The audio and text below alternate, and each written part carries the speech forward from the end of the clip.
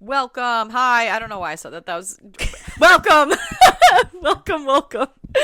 Hi everyone. Welcome to another episode of Fright Mic. Or if you're new here, welcome. I'm Sam. I'm Liz. And apparently I forgot how to podcast. We're back. And we are here with another installment of Cyberpunk Month. Woo!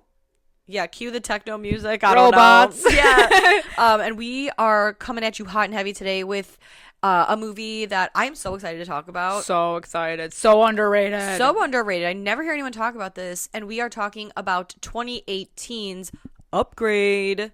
Leigh Whannell's Upgrade. Written and directed by Leigh Whannell. Hell yeah. This movie's so good. It's so good. I remember the first time we watched this was years ago at your old place. Mm-hmm. And now watching it again, because I remember watching it and thinking like, oh, I don't remember it. Like, I think the trailers have kind of advertised that it is slightly different than what it was. Like, I was like, oh, it was still good. I just think I was expecting something different, but I still liked it. Mm-hmm. And so I was excited to watch it again. Yeah, it's been a while. Watching it again, I was like, this movie kicks so much ass. God. It's so much better than I even remember it to be. Mm-hmm. And it was my husband's first time seeing it. Really? And I can't even tell you how many times throughout this movie that he was like, I'm hard. Oh my God, I'm hard. It's for the guys too. my ass is wet. It's such a good movie. Oh so my he God. liked it, I'm guessing. He really did. He liked it so much that he talked about it the whole next day. Aw. Mm-hmm. Good. I'm glad he got to see it. I know. Yeah, I feel like this is a really underrated movie. Yeah. It's really fun. It's currently streaming on Netflix for anyone that would like to watch it before diving into this podcast episode. At least at the time of recording, it is streaming on Netflix. But you should all own it anyway. Amen. It's so good. Oh, for sure. Yeah, this is a Leigh Whannell movie, which, again, I feel like, you know, it's like one of his lesser knowns. But I don't know why. Like, I don't know why that is, because it's crazy, because I was doing a little bit of research for this movie, and it was only made for $5 million, which is... That's so wild. How? Which is crazy, what? Right? Yeah. I don't know how. So I feel like this is like a very impressive movie. Not only just like really good, but impressive.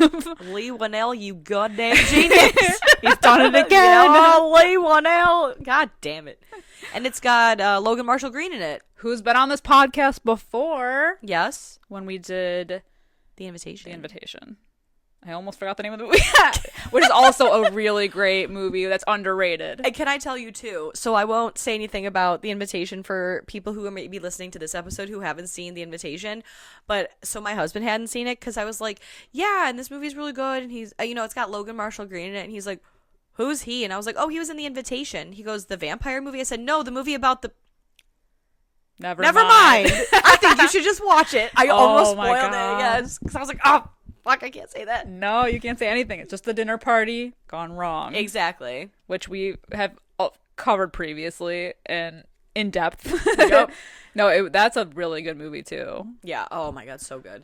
Yeah, he's so good in this movie. I feel like everybody's so good. Like, I'm still flabbergasted that you said this movie was made for $5 million because the camera work in this is so good. I know. Ugh, it's really impressive. I'm shocked. I could see them like rigging certain things to be like, a certain way to get like a perfect shot. Of course. I could see that totally happening. Kind of like, oh my God.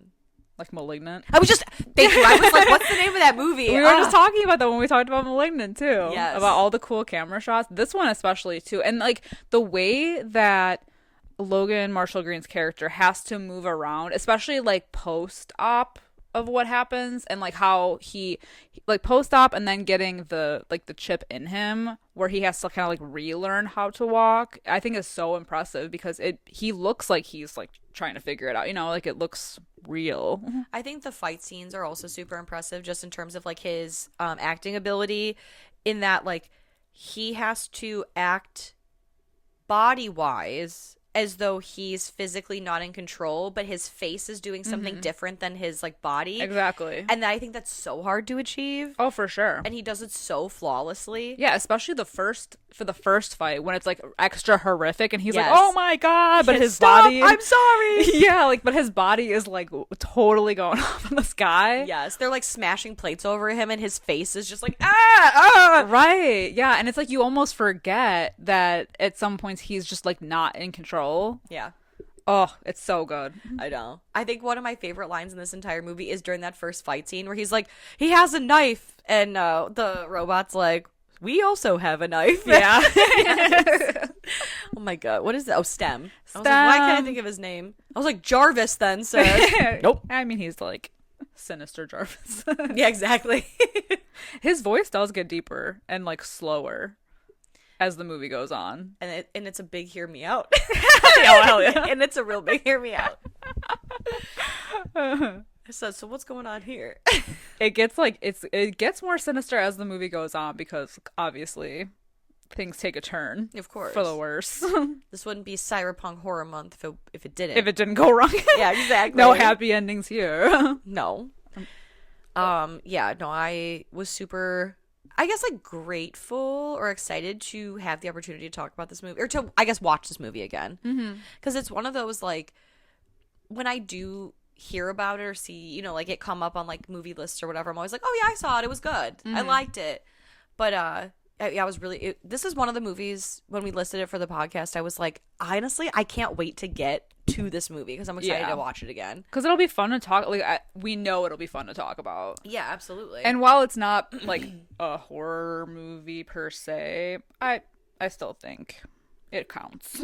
Yeah, it's in the genre. Yeah. Like I think this would be a movie that would premiere at like a Fantastic Fest. Yeah. Where it's like a genre fest kind of situation. Yeah. For sure. I agree. Yeah. I agree. It is horrifying to feel like you don't have autonomy over your body thanks to a chip. And that's a whole other kind of horror. Yeah. Yeah. Yeah. I agree. So let's get to the scores before I forget. 7.5 out of 10 on IMDb. 88% on Rotten Tomatoes. Woo. Highly rated, as it should be. Yeah. As it should be. And this movie takes place in the year 2046, which is so scary that it is really not that far away. Nope. It's also scary to think that I will be 56. Ew, why do you have to say that out loud? I know. I'm gonna throw up. It's like, well, and you know what? And that date's so like made up and false that it's like really none of my business. That'll never happen. That's like it's watching movies, especially like, you know, like when we cover the Terminator and how it's like, oh, in the year 2029 and how how different things, or they thought that things were gonna look versus how they actually look. It's always like kind of fun to look to see. What's the year in Back to the Future 2? Because I think it already happened. Right? I think it already happened. Yeah. But it's like that's so funny too because I'm like, oh yeah, because really what we got in that year is like a boatload of depression and anxiety. Oh yeah. Well, it's also we have TikTok. Yeah, we have TikTok dances. Yeah, we don't have floating hoverboards, but we have TikTok. Especially when it's like a futuristic world where we all like kind of live up in the sky and there's Fifth floating Element. cars. Yeah, like Yeah, Fifth exactly. Element, like the Jetsons. Yeah.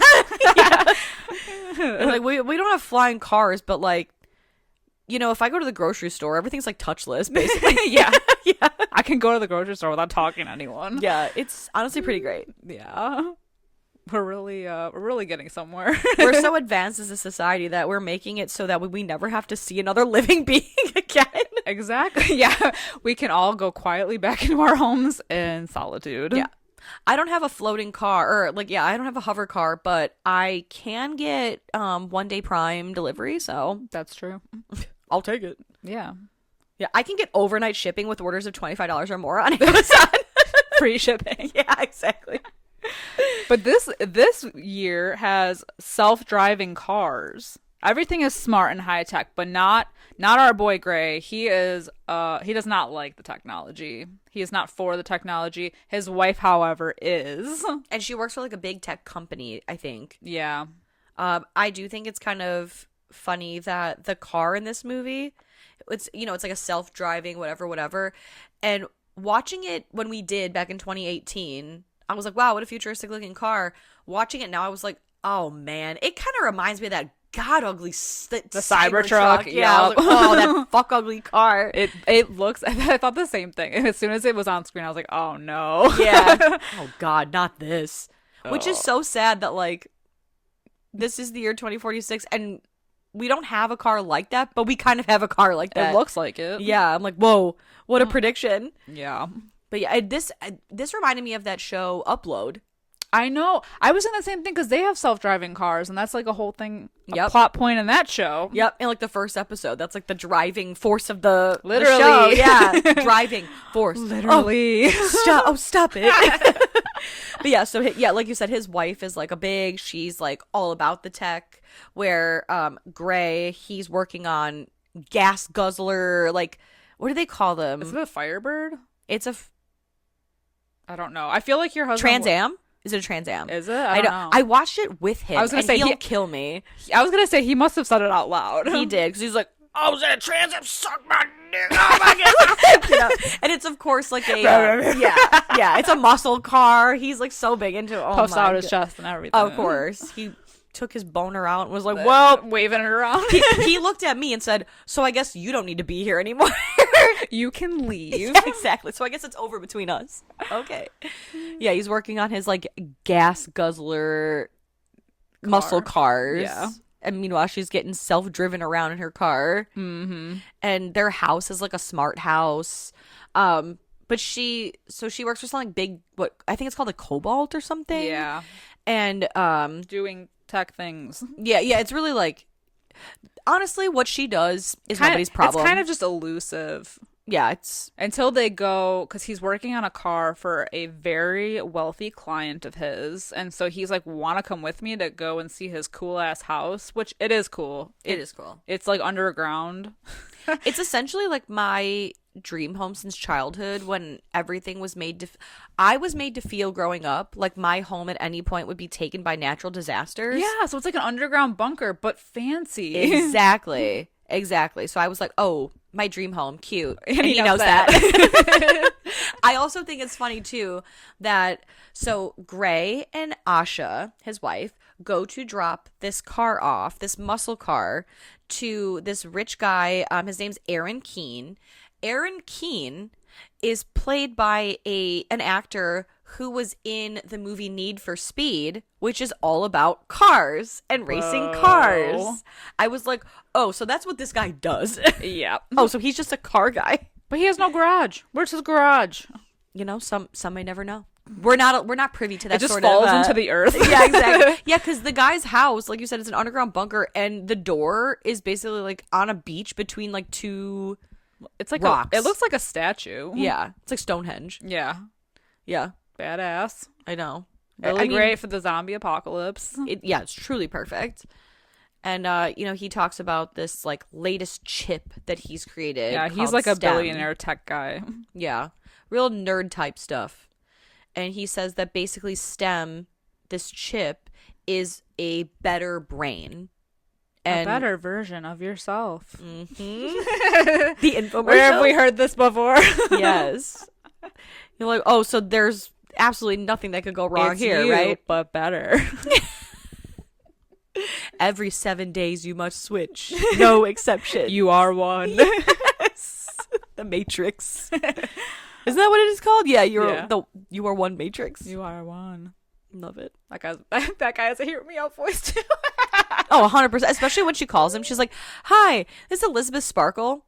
Mm-hmm. Locker 206. Yes.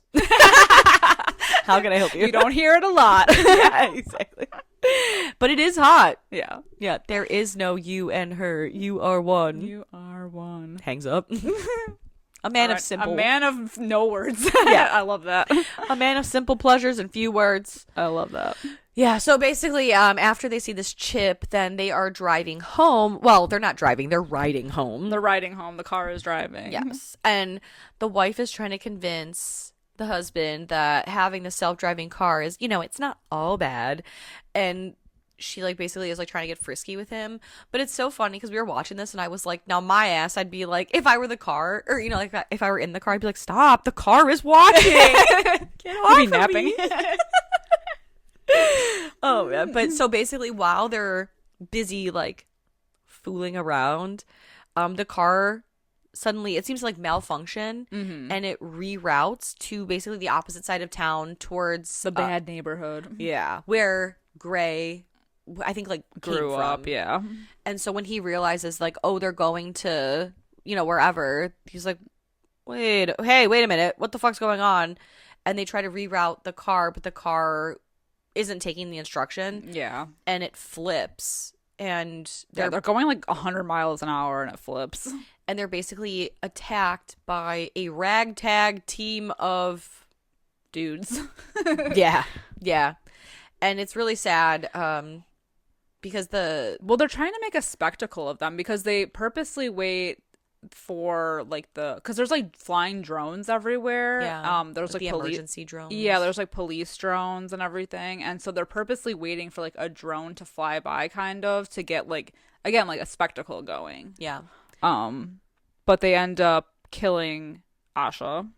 She gets shot in the chest, and we don't see her get shot, but we hear what sounds like a gunshot, and then Yeah. we see like the open wound in her chest. And then the mustachioed man, who we find out his name is Fisk. And I gotta tell you, this man Fisk, he looks like he is all of 5'4". I think it's so funny. I was like, and God bless him. Because height doesn't really have to do anything with it, but it's just like so funny that he's so like, Yeah, he's supposed to be like the villain. yes. And I was like, I'm gonna put you in my pocket. He's not like the Daredevil Fisk. No, he's like Labubu Fisk. Strap you to your backpack. He's great value Fisk. Exactly. And so they attack Gray as well, and it's so sad because basically they like immobilize him by shooting him in like the neck. Yeah. What it seems like. They have like a device that they use to like paralyze him so he can't move. Yeah. And it's really sad because he's watching, while he can't move, he's watching his wife die. Yeah. And it's so sad. And so then we see 3 months later, Gray is paralyzed. He's bound to a wheelchair. And I believe he has no use of his, I think he's a quadriplegic. Yeah, he has like no use of anything really, but now the man who was not in favor of technology is now forced to rely upon that technology. Yeah. And it's like really sad because they have these like robot arms that can make him stuff and do anything, and it administers his medicine. And it's really sad because when he goes to his house, because it's a smart house and it talks to him, and it's like, oh, at one point it asks like, should we prepare dinner for Asha as well? And it's like, oh, I know. And it's really sad because like his mom is there and is taking care of him, and he just breaks down, and I know, because she's like trimming his beard. It's like, it is so heartbreaking. It is. I'm like, a man That who has grief. like nothing left to live for. Yep. Yeah.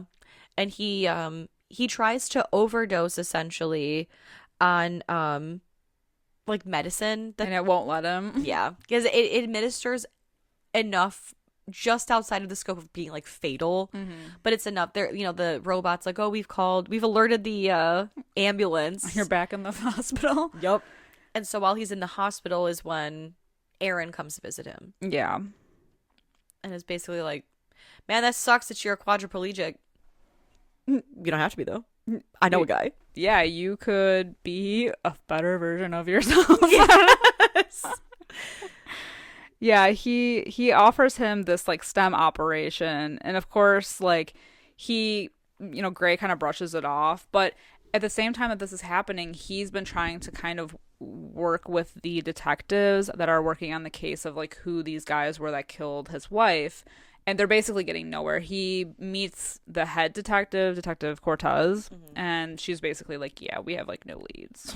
Yeah. And so he's like, well, what the fuck? Right. He's mad because you live in this world where there are drones everywhere. There are cameras everywhere. Technology it seems to be the foundation for this new world, this new society. Cameras everywhere. And yet no one knows who these people are. And he's like, I don't understand how in a world where we are surrounded by cameras with identification technology, you can't identify the people who shot my wife? Right, exactly. Explain that to me. That's stupid. And so he agrees to go under the procedure. The actual surgery scene is really cool because the way it's like shot is like an overhead, initially an overhead shot, And he's like in some kind of like the way the room is with like the beams and everything. It's like every time you get like a beam, you get like the like this like really stylistic shot of like him in like the X-ray and then his actual body and then an X-ray shot and then I don't know, the way it's like it's really cool looking.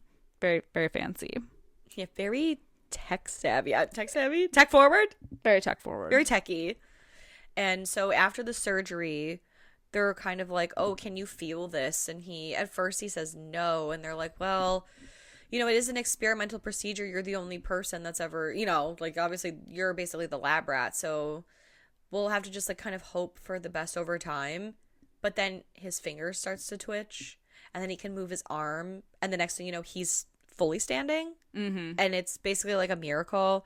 And Aaron is essentially like, well, congratulations to me, a genius. Here's your confidentiality agreement. Yeah. He's like, man, I never would have got permission to do this because, it's risky, but thank God. Anyway, so you can sign this and never speak about this. Yeah, but he basically is like, you cannot tell anybody about this. Nobody can know what you really are. And if you are out in public, you have to act like you can't do anything still. Yeah, because otherwise, how are you going to explain yourself? Mm-hmm. Can't trace it back to me. Yep. That's so crazy. I'd be like, now it's like a death becomes her. Now a warning. Now a warning. Now a warning. Yeah. After already taking it. Yeah, exactly. Excuse me. Yeah. So and it's like really cool because then when he goes home, he hears a voice and he's like, oh, whoa. Yep. Who the hell's that? And he's like, oh, I'm Stem. I'm you. I'm the chip. Like better. Yeah, like no one else can hear me because I'm in your head. But I am not. It's like so confusing because it's like I am you, but I'm also like, I can't make you do anything because I'm just like living off of you. So like in the beginning, he has to like give Stem commands, But he helps him like almost immediately because after Gray gets home, he's looking at the drone footage to see if he can try to figure out this case on his own.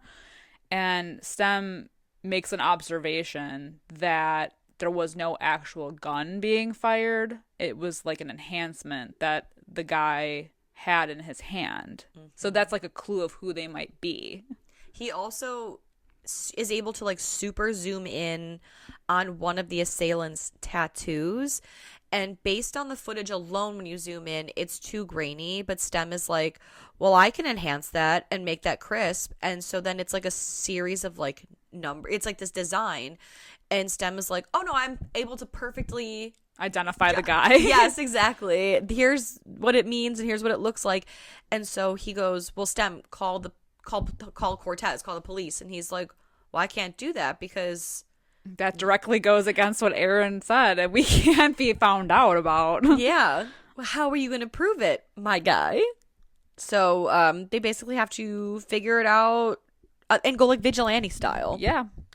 Because so they think they trace it back to this bar called like Old Bones. Yeah. In his old neighborhood. Uh-huh. A dive that's really off the grid. Yes. And they find one of the, like basically like the address. They go to this guy's house and he's one of the guys that's associated with like the Old Bones, but when they go, the guy's not there, and Stem is showing him like text messages that mentions this Old Bones bar. So they're like, okay, well clearly there's something like there, but the man comes home and Stem is like trying to help Gray because he's not good at fighting at all. And as much as Stem is like trying to help because he's like, don't move yet. Okay, wait, no, you need to move now. Yeah. He goes, well, if you allow me full control, I can take care of this for you. So Gray's like, no, yeah, I give you permit, go for it. And all of a sudden he turns into the most like badass fighting machine. So cool. It's so, even the way he like gets up is awesome. And that camera shot is so cool. Mm-hmm. Oh my God. Yeah. It's so horny. I love it. This entire scene is so badass. Yes. The way he goes off on this guy, Oh my god, it's insane. But this is like just another one of those shots that we were talking about before, where it's his body in control and he's just like having to like go along with it. But his facial expressions are so good because he's like horrified. Yes, he's like, oh my god, I like can't believe you're doing this to this guy. He's literally like lethally fighting physically, but his face is like, oh god, yeah, like god. He's so grossed out that you're sticking a knife in this guy's head. And that's where the line comes in, because the guy reaches for a knife and he's like, Stem, he has a knife. And then he's like, we have a knife too, and picks up a knife and stabs him. And not only stabs him, takes the blade of the knife and I mean, basically vertically, like, or horizontally, like, bisects his face through the mouth. Splits his head open. Yes. Like, if any of you out there listening watch South Park, it looks like Terrence and Phillip. Oh. You know, like, what the fuck? It reminds me of that kill in the movie Hatchet. Oh, when he tears that guy's head open. Oh, God. Oh, God. I still think about that. I know. Oh god, Hatchet. But yeah, not like, just imagine that, but with a knife. Yeah. And he's like, Gray's like, oh my god, oh god, we killed him. And then he's like throwing up. He's throwing up. Yes. And then of course Stem is like, we need to get rid of all fingerprints, and he's like, I don't know where I've been, and he's like, I do. Yeah, like holy shit. Yep. I mean, honestly though, if I were Gray at that point, I'd be like, Stem, I know you're in my head, but like, should we get married? What are we now? I know, exactly. What are we? What does this make us? I know. The way that you're just so helpful. Interesting. But basically then Detective Cortez, she's also, right, trying to figure things out. And she's no, like, dummy. So she sees Gray's wheelchair. And she's like, oh, right. I see. So but it's like funny because then when she questions him, Stem is like, say this, do this, she'll know. So like Stem is literally like leading the conversation to kind of get her off the case. Yeah. Which, off like, the suspect list. Yeah. Which, I mean, like, he's so suspicious anyway. I mean, Stem, like, to the point where he's like, don't look away, she'll get suspicious.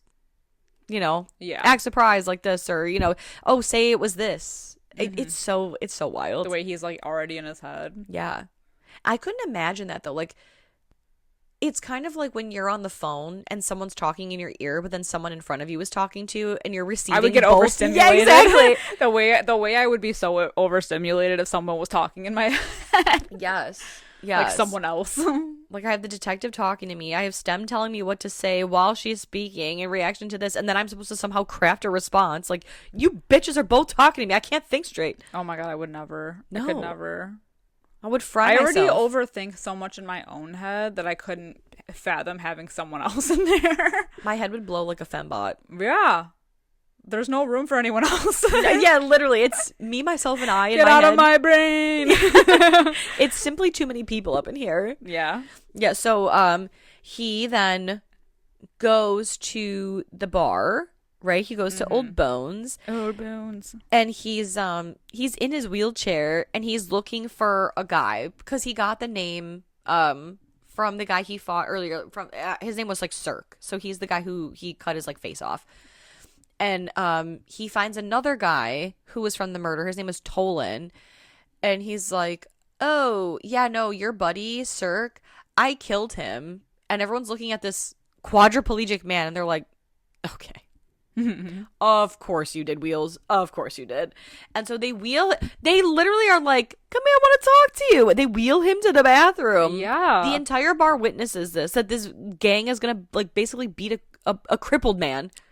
And everyone's fine with it. Everyone is chill because it's none of their business. Of course. But even like this fight sequence is so good because it's like a neon lit moment in this like disgusting bathroom, but it's again so stylized and so impressive that you just know that whatever camera rig they have set up was like something that it's so it's cool. crazy.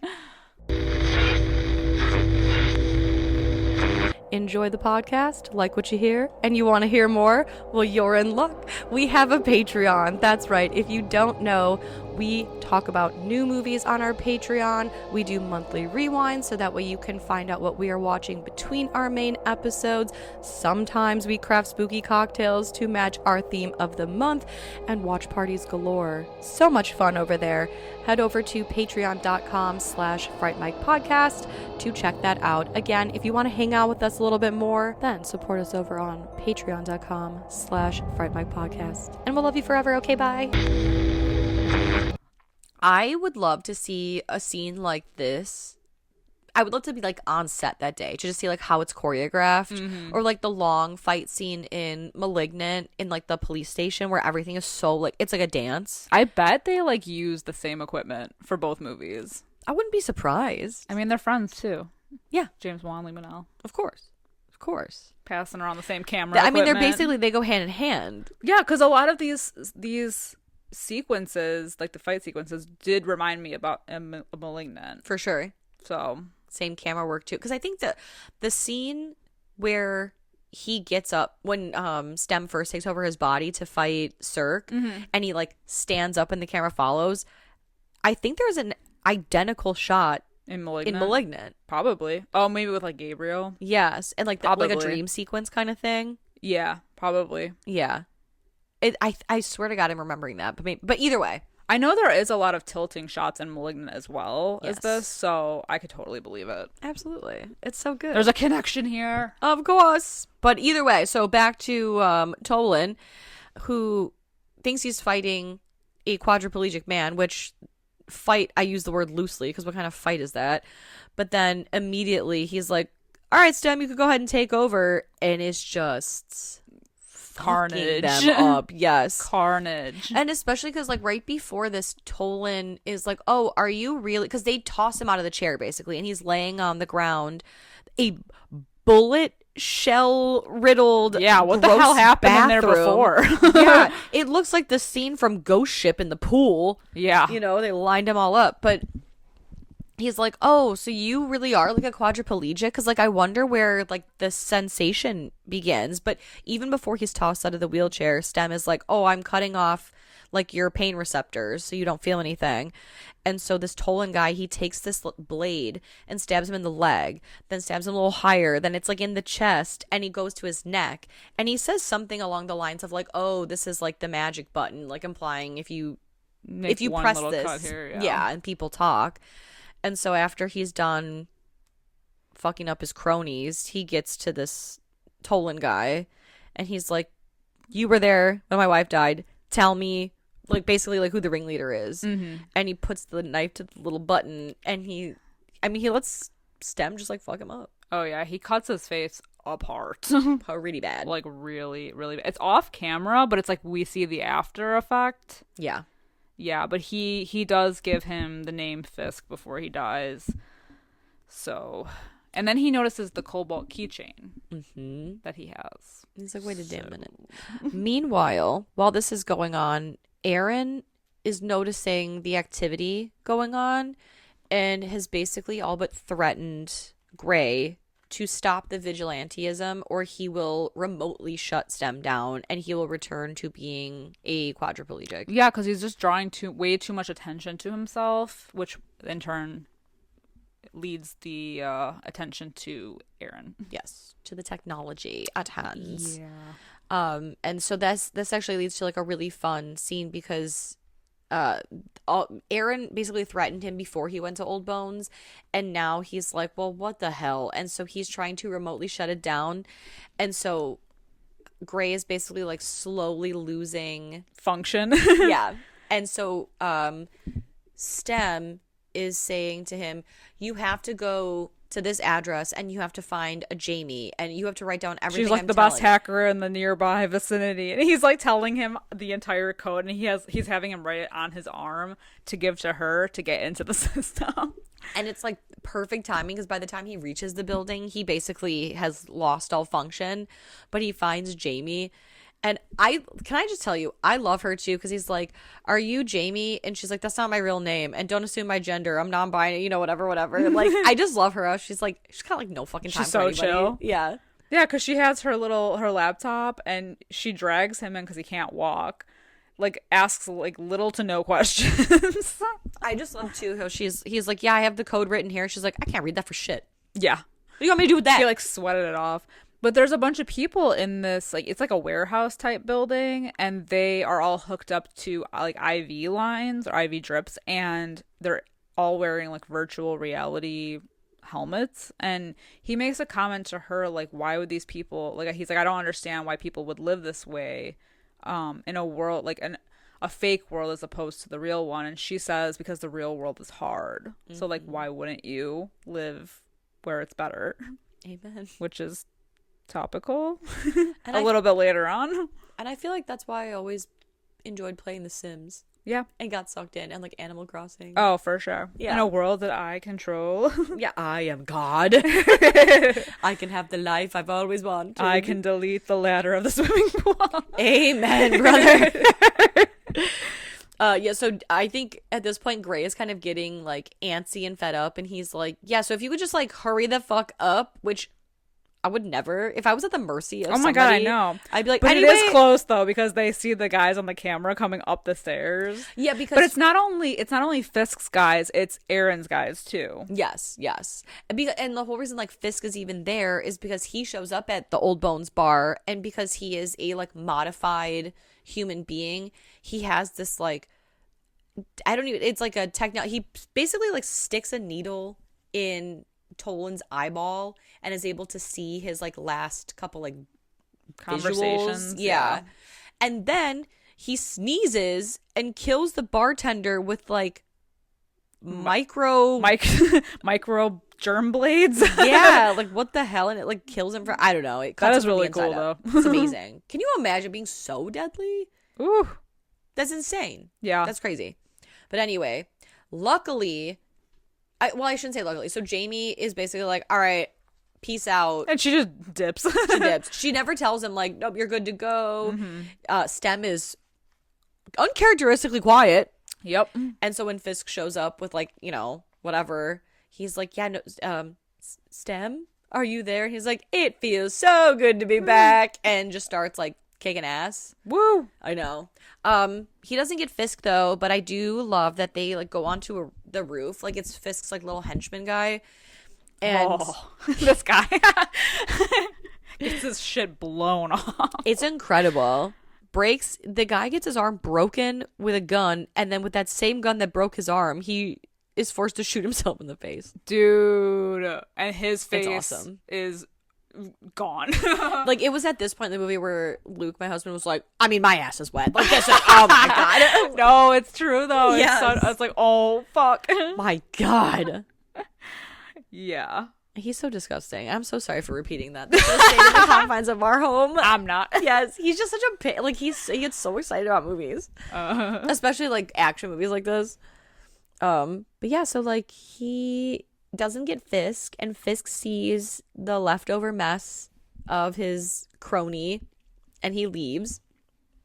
And so when what's his face, Gray, he leaves. He honestly leaves his wheelchair at the scene of the crime, which is crazy. I feel like that's a little reckless of him to do, because it draws Detective Cortez's attention as to why his chair was found in two different crime scenes. Looking a little suspicious. And so she questions him again and is very suspicious, and so she plants a bug on him, Of course. to like really get the intel that she needs. Meanwhile, while he comes home after abandoning his wheelchair, he finds that his mom's in there, and she sees him just fully walking about.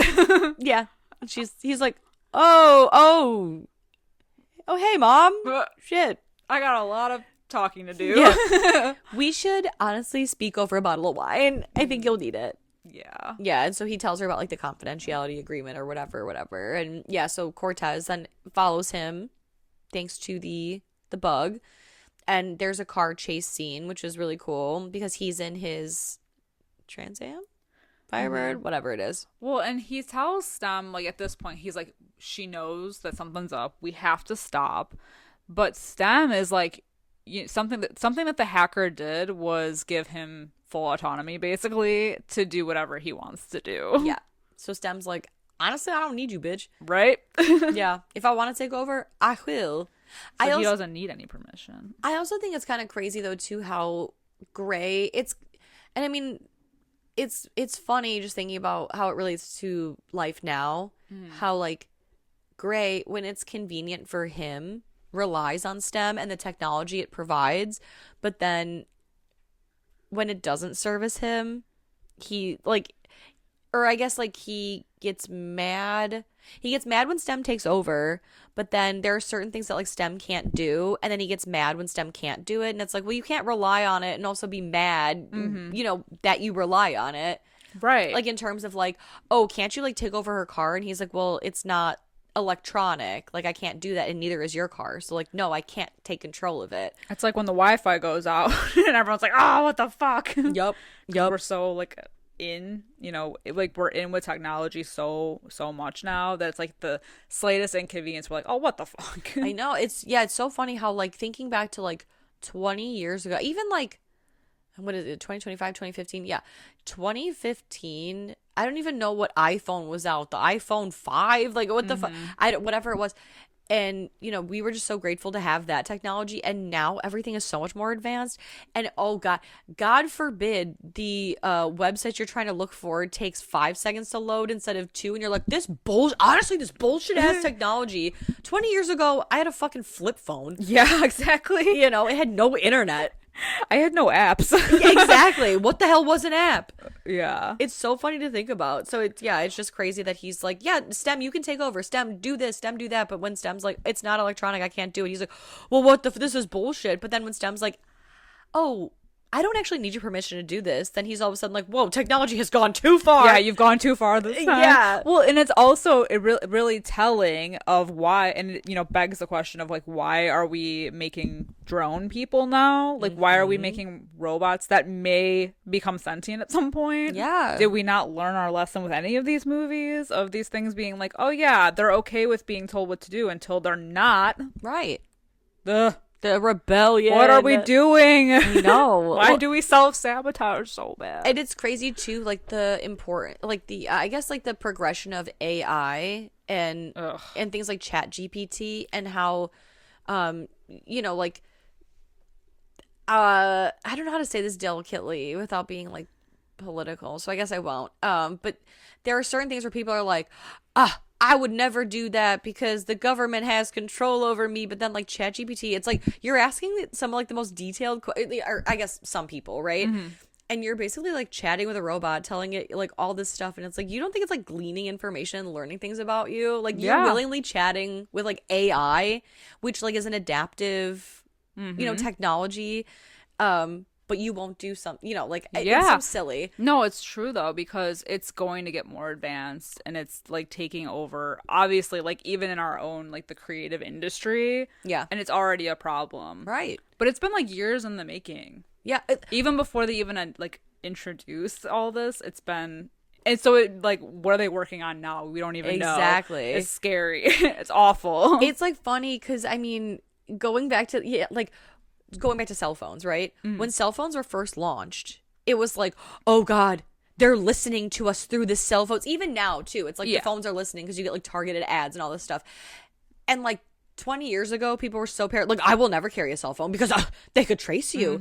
And then like 10 years ago, it was like, well, I would never do that because they'll trace you. And, you know, like the government knows everything and they're listening in. And now it's like, apparently no one gives a shit about that anymore. And, you know, like now we're talking to robots. Now we're talking to robots. Crazy. And it's so because I've seen like shows where they predict like what the future will be like and the technology of the future and whatever. And these robots will get so advanced that people, you know, especially with like a loneliness epidemic, it's like, oh, well, you can just buy an AI, kind of like the movie Companion. Yeah, like Companion. Yeah. And it's like you can create what they look like, how they sound, what they do. And the scary part is you don't ever have to speak to like a human being. And yet you have a quote unquote human that you're talking. Like, it's so crazy. Yup. It's Loneliness so crazy. Epidemic indeed. So I love movies like this where it's just like, damn, how crazy is this going to get for real? Yeah. Because that's like you're losing that part of humanity. Yeah. And I know But that, I think it's scary because I think this is like something that's realistic in some ways. because that's like thinking about if this STEM technology were real today and like mass produced, or like even what I always think about that Black Mirror episode. It's like my favorite episode, and why can't I think of the name of it now? It's from season 1, the one about the memories. Oh yeah. Yes. Oh my god, I can't think of it. 1,000 something of you. I can't know, think of it. yes. It's like one of my favorite episodes. Yeah, it's my favorite. It's still to this day my favorite Black Mirror episode. But like that, I think, what is it called? Like the grain. Yeah. If that technology existed, if this STEM existed, people would get it. Which is so scary. But how can everybody be a perfect human being? Right. There's no way, because okay, let's say like you get it and I get it, and I don't agree with something you're saying, but I have the superhuman taking control of me, and then you have a superhuman thing. It's like, I don't know. It's like that argument of like what is it they say it in Dark Knight, like an immovable or an what is it called? Oh my god. Yeah. Unstoppable. An unstoppable force and it moves an immovable object. Yeah. Yeah, it's so true. Like what? Well, and then there's always the problem too, where then like, if it is a technology, then there is the possibility of it getting hacked. So then things are being modified, like Fisk, who is a modified human being, who's like, so going back to this movie, Gray hunts down Fisk after the car chase because, what's his face? Or STEM finds an electric car and commandeers it to then crash into Cortez's car. So when Gray appears at Fisk's house, they kind of have this like confrontation, and Fisk is like, I was once a human like you. I just was like a waste of space and whatever, but now I'm genetically modified. I'm better. I'm better in every way. I'm better than you. I serve a purpose, and you should be lucky that I allowed you to be like me. So even in, it's a person with a STEM chip talking to another modified human, and there still is like a superiority complex, and there's always going to be something better, something upgraded. I'm telling you, and I know we already did The Substance, but this would be a great double feature with The Substance. I know. Like a tech horror with like a body horror like that. I mean, they're both kind of like a body horror in a way. So like, but it's the same thing though. And I looked up that Black Mirror episode. It's called The Entire History of You. Yes, the entire I'm like, history I of knew you. it's something of you. Yes, it is one of, I think it still is actually my favorite episode, and it is one I have watched so many times, and it is so fucking depressing. It's so depressing. Holy but shit. very, very good. Yeah, so impactful. You know what we should do? We should do like a Black Mirror-thon. Ooh! And just like cover like random episodes. Okay. I don't know. Say That'd be less. Yeah, that'd be kind of fun. Yeah. But yeah, no, I agree with what you're saying. It is like, and that would happen, I feel like, realistically, like the superiority complex of these machines and like, I don't know, these systems taking over. Yeah, because then think about it. It's like, okay, then STEM gets launched. This is like so far off topic from this movie, but it's like, okay, like if STEM were to get launched, then it's like, oh, a couple people are chosen to pilot STEM, and then STEM it's kind of like the iPhone, right, where like people are buying it, then all of a sudden it gets like very popular, a lot of people have STEM, and then STEM upgrades to like, oh, well, now there's like STEM 2.0. And STEM premium. Yeah, so if you want this, you can pay for this. So it's like there's always going to be a better version of something. Yeah, there's never going to be a time where there add are too free many STEM. equals. Yes, exactly. Again, like that Black Mirror episode. Yes, in the newest season. Yes. Yeah. No, that is actually accurate. 100%. Yeah. And that is a very depressing episode as well. Absolutely. That one, I was like, I don't feel good at all after watching this. But it's because it's so accurate. Yes. Because it's the first episode of the newest season of Black Mirror. Yeah, it's got Rashida Jones and that guy from Bridesmaids. Chris something. Yes. Yeah. You know the guy. But yeah, it's so accurate. Chris O'Dowd. Yeah, there we go. Got it. Wow. We made it. We're two people with one brain. I guess you could say we're upgraded humans. We have STEM. I think I'm a downgraded human. I'm Liz like 1.0 man. A 0.5. 0.5. You're like the floppy disk that they send in the mail, like the beta version. I'm like the Netflix when it was discs. Oh my God. Yeah, I got the beta version. Yeah. Like, you can't even, I don't even know where I am. I don't know. what's happening. I'm the demo disc. Yeah, yeah. Yeah, you can play the first level of the game, and then you have to buy it. You have to unlock the rest. Exactly. So anyway, back to Stem. Fisk. Yes. Fisk and Gray, they have their final battle moment, but not before the whole backstory is dropped. Yeah, about Fisky Boy. And why he was there and who's behind the attacks, because it seems so random, right? That they would attack him, and for what? Because his wife was the one that worked for Cobalt. Like, basically Gray is just like a nobody. But he's like, yeah, though, but like, did you ever think about why you have like who's behind it?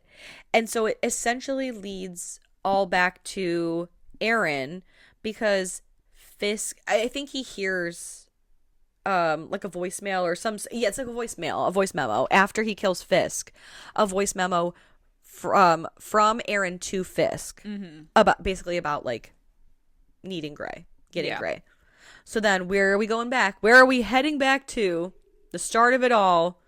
Gray Manor. Nope, not Gray Manor. Aaron Manor. Aaron's underground lairs. The Aaron Parsons Project. Yeah. Is that from Austin Powers? The secret underground billionaire tech lair. Exactly. Under some beach somewhere. And he storms the castle. Lo and behold, Mm-hmm. Detective Cortez is there already. And what the hell? And what the hell is right? And what the helly? But Gray, so Stem is like in full control, but he knows that Stem is going to kill them, so he is like giving it everything he's got at the last minute to like try to fight him off, to like stop him from doing this. Every time someone says "give it all you got," I think of "I love you, man." I know. I found the same thing. Let's go, girl. Give it all you got. Here we go. His voice got high. Give it all you got. Give it all you got. Oh man, it's so good. But he is giving it everything he's got. 110%. 110%. Yeah, there's no I in team. We're just quoting a bunch of other movies. I know. And it's so unfair because this is such a good movie. I know. Okay, so focus. So we're getting answers here, because what's happening is that the info dump is happening because Gray is about to kill Cortez because he doesn't have control of his body any longer. It is all Stem. And Gray is gonna fight it. And what we learned a little bit earlier in the movie is Stem tells Gray, like, if you fight me, basically, like, if you fight me too long, like, your brain will break, you know, because you're so, like, fragile. Mm-hmm. And so he's fighting because he doesn't want to kill Cortez. And so he tells Cortez, as he's fighting Stem, basically, like, use the taser to incapacitate me. And in the meantime, Aaron is like, yeah, isn't it crazy how, like, all of this brought you back to me? And it was Stem. It was Stem who picked you. You came to my house. I showed you the chip. Stem picked you. And now Stem is trying to get you to kill me, because the only thing that can't compete with Stem is another one. And I'm the only one who knows how to make it. So if I die, the technology dies with me. Mm-hmm. It's this whole roundabout way. And he can't have another. You could never have another. Again, you can't. We would never. I know. This would never bode well for us. And knock on wood, I pray it never happens in real life. I don't need to see the War of the Robots, the War of the Worlds. No way. Nope. Nah. I'm not ready to die yet. And if that were happening, I would be like, honestly, it's been a good run. Like me with the Terminator. I think I could take him. Yeah, exactly. Honestly, I feel like me and Stem. Yeah. Well, I could take him. Okay, well, hear me out. Because again, like I said, in the beginning, when Stem first took over and then was like, I know exactly where you've been. I can help you. I'd be like, so are we official now? I would be almost like Stockholm syndroming myself and being like, so we're one now. We're together. Yeah, like, you know everything about me. I will give you full autonomy, if you know what I mean. You don't have to fight me. We could be together. Exactly. I'll make it so nice for us, I promise. Exactly. Yeah. But so he unfortunately loses control, kills Cortez, kills Aaron. Stabs Aaron in the head. It's awesome. It's awesome because Gray stabs his own hand to basically like try to prevent him from killing anyone. Mm-hmm. And then so the knife is still sticking directly through his hand, and he uses that hand to kill Aaron. So he bitch slaps him to death. Yup. Essentially, yeah. Yeah. It's so brutal. And then he kills Cortez, or, he's got Cortez or whatever at gunpoint, and all of a sudden it, like, cuts out. Yeah. And he wakes up in a hospital bed, and his wedding ring is on, which we know from the beginning of the film was stolen by Fisk, the mustachioed man. Mm-hmm. I don't know why his mustache bothered me. His cunty little mustache. Yes. His slutty little mustache. Yeah, his slutty little mustache. And, he wakes up and his wife Asha's there, and she's like, "Oh my God, you're awake finally! Thank God! Like, you were in a coma, after the accident, we were in a bad accident, but like, thank God you're okay." And for a split second, you're like, "No, absolutely not! I'll be so pissed off." No good endings here. He is stuck in his mind palace. Yeah, the mind palace, the mind jail. He is stuck in a world that's better than his own. Some might say a virtual reality. Whoa! His brain finally broke, and now STEM is in full control. Yup. And I like that. He kills Cortez, but she's like, "Are you in there?" And he's basically like, The old Gray can't come to the phone right now. Mm-hmm. Please leave your name and number, and we will never get back to you. Thank you so much." And Gray is stuck living in his fake world because it's better than his reality, which is irony. That is awesome. Yeah. Pretty cool. And that is Upgrade. And I feel upgraded talking about it. Yeah. I feel like a better human being. A better version of myself. I totally do. I love it so much. I love this movie so much. It's so good. Everything about it is just so great. Yes. The music, the camera work, and honestly the acting. Horrifying. Yeah. For all the reasons that we have mentioned throughout this podcast. 5 out of 5 for me. Same here. No different. Leigh Whannell, you've done it again. Okay, you sandbagging son of a bitch. I love it. Well, it's funny, too, because I told Luke when we were watching this, I was like, "Yeah, can you believe this is a Leigh Whannell movie?" And he's like, "Who's that?" I said, "Get out of my house." Oh, my God. Yeah. I said, "Are you messing with me right now?" And he's like, "I mean, it sounds familiar." I said, "Leigh Whannell? The Leigh Whannell? The horror icon Leigh Whannell?" So I had to list off his, like, filmography or whatever. And the whole time he's like, "No shit. He did?" I was like, where have you been? My guy. Where have you been? My God, I'm so I know. upset. He's like, "Oh, he's the guy from, like, Insidious and Saw." Yeah, I was going to say Adam from Saw. Yeah, I was like, that's what Who still got done dirty. I'm still saying it to this day. No, I agree. Jigsaw did not play fair with that one. He did not. There was no chance. And that was his first. Yeah. He had no chance. We had a whole rant about this in our Saw episode, but I'm telling you, he had no chance. No, it was unfair. Nope. An oversight. Mm-hmm. And a terrible one. Yeah. Mm-hmm. Bummer. I know. Well, anyway, that's for another day. Actually, no, we already did that. Yeah, that was for another day in our past. It was in our past selves. Yeah. I told you, we had this rant already. It's so true. Anyway, thank you so much for joining us on this Upgrade episode. Let us know what you think of this movie. Let us know what you think of this Leigh Whannell vehicle, and how you feel about AI and robots in the future and all that good jazz.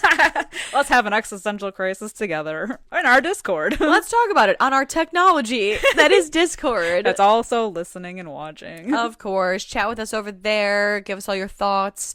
And also, if you have some time while you're on the computer, why don't you find us, locate us on all social medias, and if you are able to rate and review us, why don't you go ahead and do that? Give us a like, a thumbs up, a 5-star, a kiss, whatever you want. It makes us feel good, and it makes you feel good too. And until next time, I'm Sam. I'm Liz. Rest in peace.